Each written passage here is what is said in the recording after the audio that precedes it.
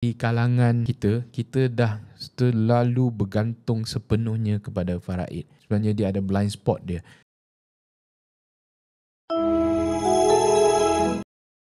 Just nak rewind sikit untuk Faraid tu kan, ni bukan apa nak fear mongering, nak menakutkan orang, tapi kita baca dekat utusan ni ada bulan Julai punya artikel, dia kata ada peguam syari'i yang berkata dianggarkan terdapat lebih 90 bilion nilai harta pusaka yang tak dituntut atau beku dalam Malaysia. So dia merangkumi tanah, duit, saham, rumah, tapi ni harta mix lah, maksudnya Muslim dan non-Muslim. Cuma kita boleh nampak yang sometimes tak semua urusan harta warisan ni straightforward lah maknanya, sebab kalau tak 90 bilion banyak tu. Pada pandangan saya lah, apa yang saya baca kan, so pengagihan harta mengikut Faraid ni, dia sebenarnya adalah cukup adil sebab dia mengikut apa yang diajar lah. What been taught in the religion is been passed down. Dia memang adil, tapi pengagihan tu dia kena dijalankan secara bermuafakat, maksudnya ada persetujuan antara satu sama lain. Kadang-kadang ada dispute antara keluarga, dia macam ada drama sikit lah kan. Okay, so selalunya benda ni dia start kat situ sebab tak ada persetujuan di antara ahli keluarga ataupun di antara si penerima. Jadi dia memang akan ada konflik kat situ lah kan. Jadi balik macam saya